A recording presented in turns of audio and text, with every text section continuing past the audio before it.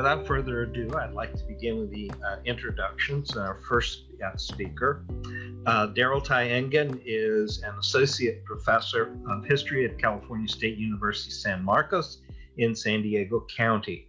He has published works on the ancient Greek economy, including Homer, Honor and Profit, Athenian Trade Policy, and the Economy and Society of Greece, 415 to 307 BCE, and is now focusing on depictions of the ancient world in film.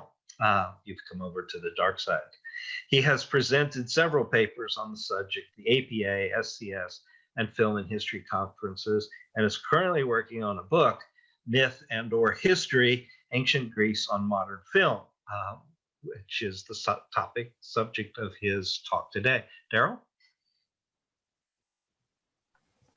Okay, well, thank you, Greg, and thanks also to the organizers of this conference and Ames in general, Meredith, Dan, and Roger. Really appreciate having this opportunity to be able to speak with you today. I'm going to run right up to my time constraints, so I'm going to go fast here and hopefully get this all in. Okay, so art is a lie that makes us realize truth.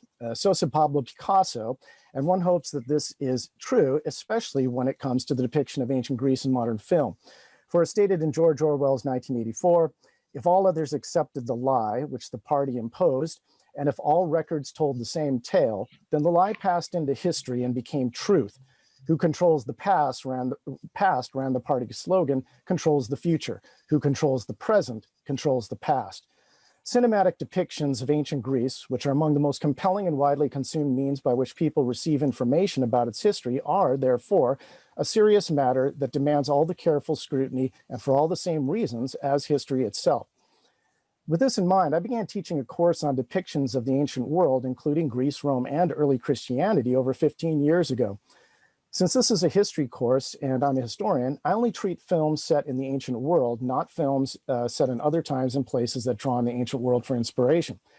One major challenge for this course, however, and also for my plan to split this course up into three separate ones on Greece, Rome, and early Christianity, has been the lack of an effective textbook for films set in ancient Greece. I use Monica Serino's excellent Big Screen Rome and W. Barnes Tatum's Jesus at the Movies for the films on Rome and early Christianity, but there's no comparable book for Greece that incorporates an organization and analytical and thematic unity appropriate for an undergraduate textbook. After years of waiting in vain for someone to write a Serino-like Big Screen Greece, I finally decided to write it myself. It's a work in progress entitled Myth and/or History, Ancient Greece in Modern Film, and I'd like to describe it to you for your feedback and suggestions. I'll begin by describing my organization, then I'll discuss some analytical and thematic challenges and how I address them in the book. I'll follow with some examples of my analysis and a brief conclusion. I think the most efficient way to organize a film course is to devote each week to one film. Trial and error have shown me that there's just way too much to discuss about these films to try to cover more than one in a week. So I organized my book much like Serino's and Tatum's, with each chapter treating one film. And let me just put up on the screen share kind of a draft table of contents here. There we go. Okay, oops. I'm kind of jumping around there. There you go. Could you make that a little bigger? I can try. Let's see if that works. I can. How about this? There. Oh, okay. Is that okay, or do you need more? That's better, yeah. Okay, there you go. And I'll just scroll down quickly here. So you can see there's sections on myth and drama, which might go actually, but we can talk about that later. Epic and history, okay? With little introductory sections for each, okay? I guess I can leave that up there. Well, actually, I'll take that off. Okay, I've chosen to include these particular films because they're among the most popular, which can indicate what it is about ancient Greece that appeals to modern audiences, and what it is about ancient Greece that needs to be changed in order not to alienate them, a theme I'll discuss more in a moment. I've included mostly American and British films from the 1950s onward, since their production context and appearance are more familiar, accessible, and appealing than earlier films to today's students. For subjects that have been treated in more than one film, I've tried to include both an earlier and later version to allow comparisons of their presentations and to consider the impact of their production context and their creative choices and reception, or on their creative choices and reception. Finally, I've also chosen films that represent the four major genres of such films, as you saw, myth, drama, history, and epic, particularly the Trojan War, which occupies a sort of gray area between myth and history. Each of these sections includes a general introduction that serves as a basis for analyzing a particular genre, and some have subsections where I'm treating more than one film on the same topic, so that I can provide the introductory material just once and not have to repeat it in each chapter. Each chapter begins with an introduction, and after that, when not already given in the section or subsection introduction, is a basic summary of the real history or ancient versions of the myths, plays, and epics. After this historical overview, each chapter turns to a summary of the film's plot, followed by notes on key aspects of the movie's production, including information about the director, screenwriter, cast members, production studio, budget, marketing, campaign, and critical and popular reception. Analysis then follows with the discussion of the movie's major themes, the degree to which they are consistent with the ancient accounts, and how these themes are conveyed through plot, character, and filmmaking craft. Each chapter ends with a brief conclusion, a few suggestions for further reading, and a set of questions about key issues that can be used by instructors as a starting point for class discussions. Now, the biggest challenge to writing a textbook on this topic is to find a unifying analysis and set of themes broadly suited to a wide variety of genres and subjects treated in films set in ancient Greece, which students otherwise might find very disjointed and confusing. Since most films set in ancient Greek concern its myths, scholarship has been very idiosyncratic. The fictional and fluid nature of myth has allowed scholars to employ a wide variety of perspectives and approaches, yielding an unlimited range of interpretations. But to treat films depicting history is as just another story, as a myth, as it were, ignores the reality of that history. And I've already mentioned that I'm a historian, so I see all these subjects and genres as products of a shared historical context, that of ancient Greece, and therefore as historical phenomena. So it seems natural to me that a historical perspective could unify an analysis of these otherwise wildly varied films. Rather than treat history as myth, we can treat myth as history.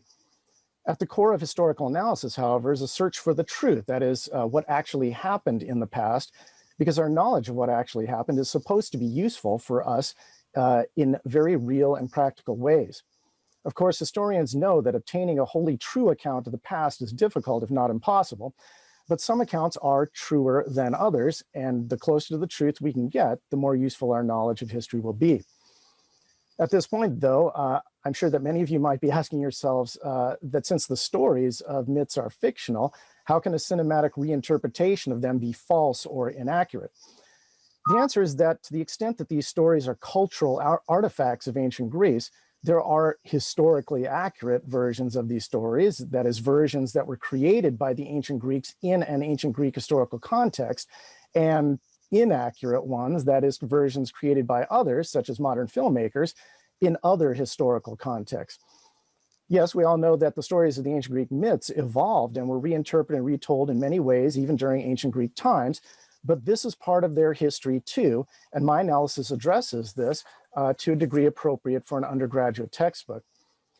The question is, therefore, how are films presenting this history? Are they presenting both the historical events and the mythical stories as they existed in the past, or are they presenting a false past for purposes other than a true understanding of the ancient Greeks? Besides providing an analytical consistency and unity of theme, examining these films in terms of historical accuracy accomplishes additional pedagogical goals. First, students would have to learn something about the ancient Greek world and even read ancient Greek literature and historiography in order to compare them to their presentation on film. Second, students would learn that our knowledge of the past is, in fact, imperfect, since the historical sources are often problematic and there is much room for interpretation.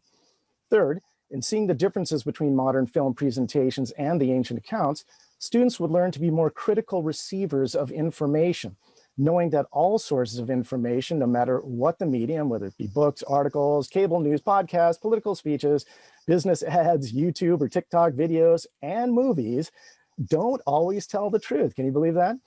Or serve their audience's best interests. Some of you might now be thinking to yourself that, yes, of course, we know that films don't present history accurately and typically alter the past to present modern reinterpretations. This is a dead end for interesting, sophisticated, productive, scholarly analysis. But here I have to respectfully disagree. My analysis doesn't end with the conclusion that historical films are inaccurate, and I don't get hung up on trivial inaccuracies such as I mentioned yesterday, a wrongly shaped shield or anachronistic placement of a red figure vase, or even simplifications and conflations of story and character, so long as such inaccuracies don't lead to unsupportable interpretations of the larger meanings of the past. Some inaccuracies are more significant than others and do fundamentally alter the actual history and original versions of the myths. The question now becomes not just how cinematic portrayals of history are inaccurate, but why. Of course, films need to make money, especially big budget Hollywood movies, and in order to do so, they must be entertaining to as broad an audience as possible. To do that, films must conform to audience expectations of modern dramatic and storytelling conventions and to mainstream cultural values.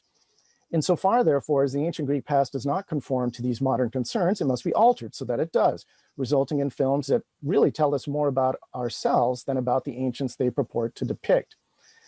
In essence, they are modern dehistoricized and remythologized versions of the ancient world. Scholars might not find this very profound, but from a pedagogical perspective, it's a necessary starting point for our students. From this point, one can then dig deeper into the details of these warped depictions of the past in terms of the agendas of individual filmmakers and the influences of their contemporary context.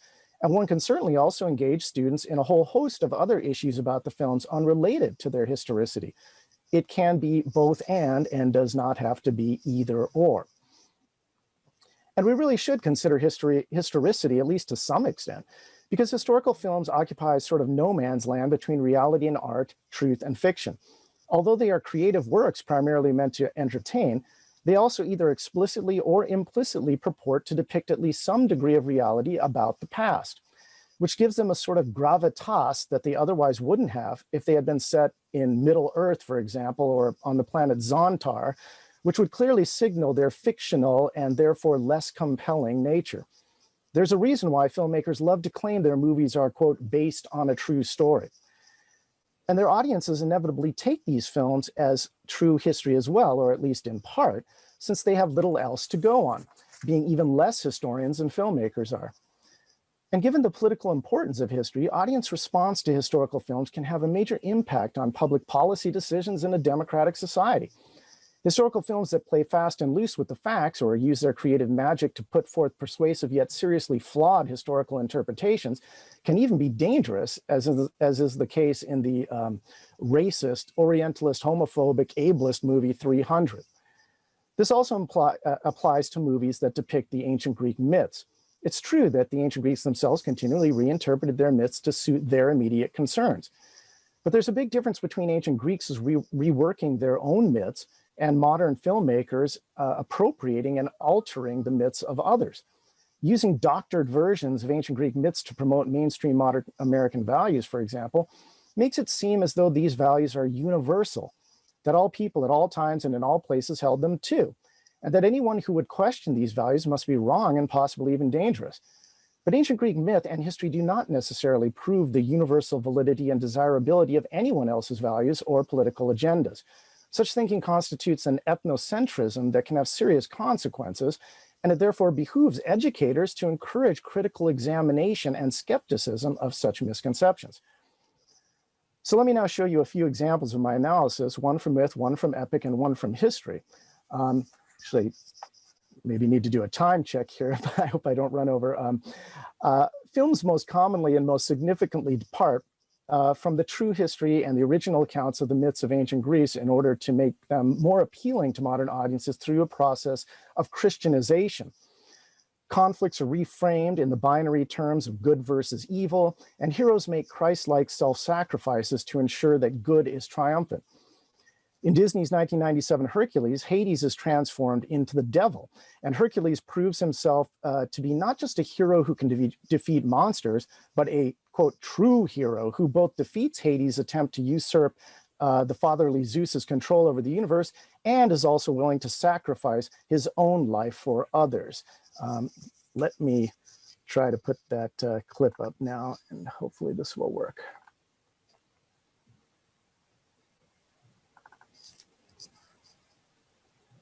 Oh, and I already realized that I blew it, and I forgot to, when I do the screen share, to share the sound. Here we go.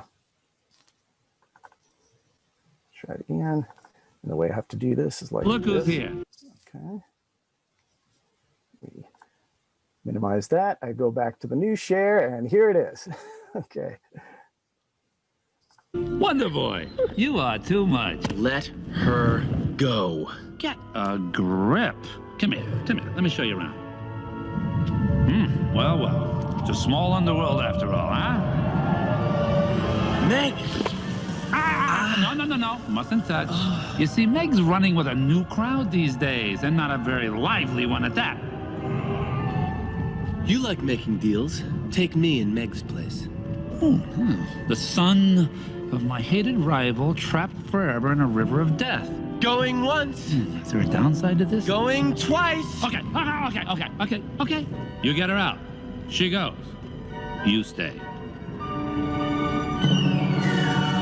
Oh, you know what slipped my mind? You'll be dead before you can get to her. That's not a problem, is it?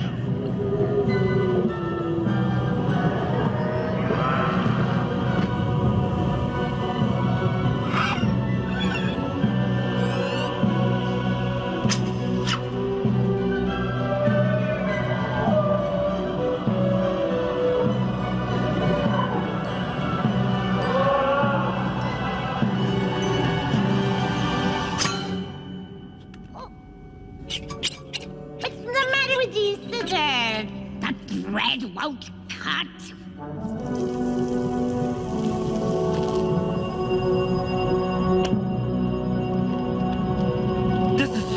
This is impossible. You can't be alive. You'd have to be a god.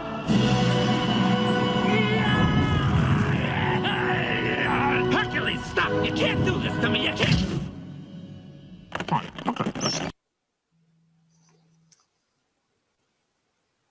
All right, stop that.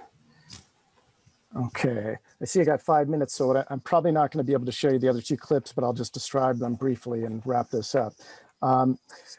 So, of course, we know that this depiction grossly departs from ancient Greek accounts of Hercules. Hades was not evil necessarily. Hercules' main antagonist was Hera, who despised him as a product of her husband Zeus's infidelity. Hercules didn't save Meg, but murdered their children, and Meg as well in some accounts, in a mad rage. And Hercules committed suicide through self-immolation to end a physical agony brought on by an accidental poisoning administered by a jealous wife for his infidelity. Clearly, the ancient Hercules was ill-suited for Disney's target family audience and had to be reconstructed. But if such massive reconstruction was necessary, then why make a film about Hercules at all? Well, after staying faithful through much of the film to Homer's depiction of Achilles as a rather selfish man obsessed with his own honor, even at the cost of his comrades' lives, in the end, 2004's Troy sells out with a cheap plot contrivance to make Achilles release Briseis back to Troy just so that he can sacrifice his own life in an attempt to save her from a villainous Agamemnon and the sack of the city. And I was just going to show a brief clip showing him trying to save Briseis and dying, so you get the idea there. We all know, though, that Agamemnon was not necessarily evil, even if he was arrogant, and Achilles did not die while trying to save Briseis' life. I like to stress to students how a big budget, supposedly sophisticated film like Troy ends up altering another original ancient Greek story to promote the same modern Christian concept of the true hero as an animated Disney film for kids. Being the best warrior whose godlike skills put him a notch above the rest of humanity, only to find through his empathy with Priam that he is still nonetheless human, Homer's Achilles wasn't enough of a hero for modern audiences. But why was he a hero to the ancient Greeks? And then there's 2007's 300. Here again, the protagonist, the Spartan king Leonidas, sacrifices himself for others in an attempt to save good, freedom-loving Greece from the despotic domination of the evil Persians and their king Xerxes, ultimately falling under a hail of arrows to die Christ-like as if crucified. And I was going to show a clip where you see him lying down in a crucified-like pose, but lying on the ground covered with arrows. Now, it's true, according to ancient accounts, that Leonidas and his 300 Spartans did willingly sacrifice themselves in an attempt to halt the Persian invasion of Greece, but the Persians and King Xerxes were not evil and no more aggressive than the Greeks, even if Xerxes, like Agamemnon, is depicted in our sources as arrogant. And to characterize the Spartans, who had a totalitarian, slave-dependent state that practiced eugenics and institutionalized child abuse, as good, freedom-loving people is quite a stretch. They don't even seem to have cared all that much about protecting Greece from the Persians, seeing as the Athenians had to threaten defection to the Persians to prevent the Spartans from falling back to the Isthmus of Corinth to protect only themselves. And of course, there's no evidence that Leonidas died in a position as if crucified. Why would filmmakers want to hold the Spartans up as heroes, who did lose the Battle of Thermopylae after all, and not the democratic Athenians, whom Herodotus credits with having been most responsible for saving Greece? Such a historically based analysis reveals similar thematic unity in films depicting ancient Greece concerning gender, sexuality, politics, and family, among other things. Beyond the inaccuracies, and beyond the reason for the inaccuracies, a question for students that my analysis also naturally brings to mind is why the ancient Greek concepts of these things were so different from our own. In this way, my analysis allows students not only to consider how we see ancient Greece, but how the ancient Greeks saw themselves. And now the conclusion. Textbooks aren't supposed to be comprehensive. They can't cover every fact and interpretation, and they don't necessarily represent the most innovative scholarship. They're not the end-all, the last word on the subject. Rather, they're starting points, synthesizing what is currently known as a basis for further discussion and exploration into the realms of the yet-to-be-known.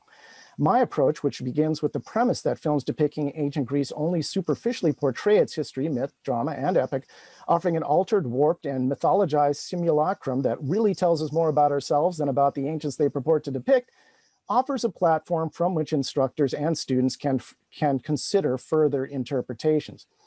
But although I see my textbook as a pedagogical starting point, I hope that even if instructors' interests and class discussions take the analysis much farther afield, the fundamental importance of seeking the truth in history, in all things really, is not forgotten and continues to inform the process at least to some degree.